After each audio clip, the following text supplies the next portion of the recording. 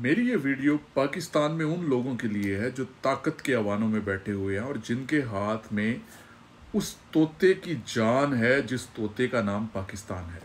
Cut the story short, Pakistan में firewall को install किया जाता है जिसका बेसिकली मकसद इंटरनेट की ट्रैफिक को कंट्रोल करना है ताकि वो उन लोगों की बदनामी या उन लोगों के प्रोपोगंडे को रोक सके जिन लोगों को वो बातें पसंद नहीं आती। अब इसमें किसी अदारे का नाम भी हो सकता है, किसी पॉलिटिशियन का नाम भी हो सकता है, लेकिन बात सिर्फ इतनी है कि आप सिर्फ इस वीडियो को देख लें और उसके बाद आपको सारी समझ आ जाएगी कि एक्चुअली गलती कहाँ पे हो रही है। आपने वो फायरवॉल इंस्टॉल करके चंद लोगों की इज्जतों को तो बचाने की कोशिश की है, लेकिन आप ये भूल गए हैं कि इज्जत तो अल्लाह के हाथ में है।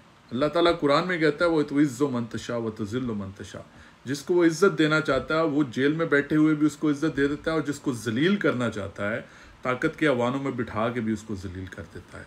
तो नाज़रीन कराम, आपकी फायरवॉल से आपका जो मकसद हल होना था या नहीं वो तो अपनी जगह पे रह गया, लेकिन इस फायरवॉल के नुकसानात ये हैं कि पाकिस्तान के अंदर इंटरनेट की बंदिश का सामना करना पड़ रहा है, जिसकी वजह से बहुत सारे प्लेटफॉर्म्स ने पाकिस्तान को डीलिस्ट कर दिया है, जिसमें से फाइवर एक प्लेटफॉर्म है जिसने पाकिस्तान को डीलिस्ट कर दिया और इस तरह और बहुत सारे प्लेटफॉर्म्स पे लोगों के बिजनेसेस जा रहे हैं। मसला सिर्फ ये है कि जब आप फायरवॉल को कंट्रोल करेंगे और उसके ऊपर एक्सपेरिमेंट करेंगे तो आपको इंटरनेट की बंदिश का सामना करना पड़ेगा, जिसकी वजह से लोगों के बिजनेसेस अफेक्ट होना शुरू होंगे।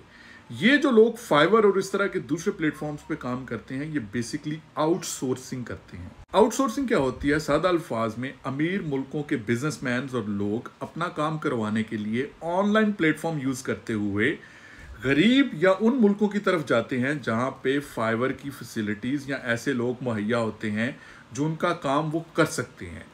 पाकिस्तान, इंडिया, फिलीपींस में बहुत सारे दुनिया के मुल्क हैं जो इस तरह की आउटसोर्सिंग का काम कर सकते हैं। पाकिस्तान में भी यंग जनरेशन इन प्लेटफॉर्म को यूज करते हुए ऑनलाइन अर्निंग कर रहे थे, डिफरेंट प्रोजेक्ट्स करके वो अपने घरों के खर्चे चला रहे थे।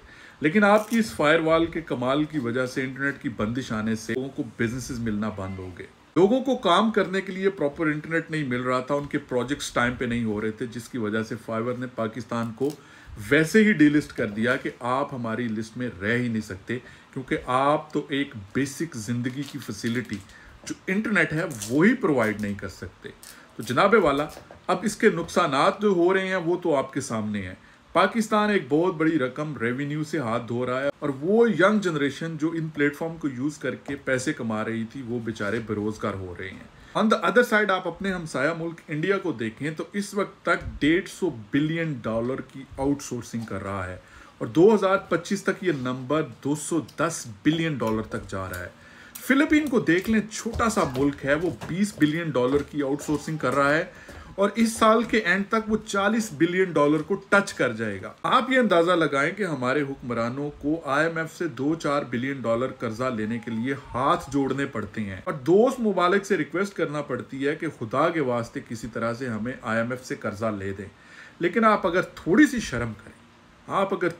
शर्म करें, अपने मुल्क में प्रॉपर इंटरनेट प्रोवाइड कर दें और लोगों को IT कंपनीज रन करने दें। इस फील्ड के अंदर इतना स्कोप है कि आप आउटसोर्स करके पाकिस्तान का फ्यूचर बदल सकते हैं। आप $210 बिलियन को भूल जाएं, अगर आप इंडिया के मुकाबले पे 5% या 10% भी आउटसोर्सिंग करना शुरू कर दें तो आपकी तकदीर बदल जाएगी। 10, 20, $50 बिलियन आपके सामने कोई माने ही नहीं रखेगा।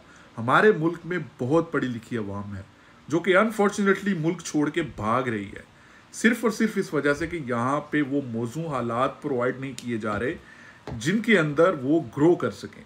तो मेरी ताकत के अवानों में बैठे हुए उन लोगों से गुजारिश है कि अगर आपने फायरवॉल इस वजह से लगाई है कि आपके खिलाफ प्रोपेगेंडा रुक जाए, आपके नाम की बदनामी ना हो, तो खुदारा कुछ खुदा का खौफ करें। फायरवॉल लगा के आप पाकिस्तान की तकदीर का डब्बा बंद कर रहे हैं। यकीन माने, इसके जितने आप फ़ायदे लेने चाह रहे हैं आपको ज़ाती लेवल पे तो शायद इसका फ़ायदा हो जाए, लेकिन आप मुल्क को बर्बाद कर देंगे। गुजारिश आपसे यही है कि पाकिस्तान के अंदर प्रॉपर इंटरनेट प्रोवाइड करें, पाकिस्तान में इंटरनेट और IT की इमरजेंसी लगा दें, प्राइवेट सेक्टर के अंदर लोगों को इन्वेस्टमेंट करने दें और IT कंपनीज रन करने दें। यकीन माने, विद इन अ ईयर, बहुत लंबी चौड़ी बात नहीं, विद इन अ ईयर आप पाकिस्तान की तकदीर बदल सकते हैं। अब फैसला आपके हाथ में है, क्योंकि ताकत आपके हाथ में है। पाकिस्तान जिंदाबाद, पाकिस्तान पाइंदाबाद।